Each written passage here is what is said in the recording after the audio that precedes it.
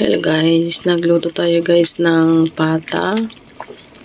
Yan, luto tayo ng sinabaw. Pinapakuluan ko muna siya guys. Ayan, pata at saka buto-buto. Hinahalo natin, halo-halo lang yan para masarap.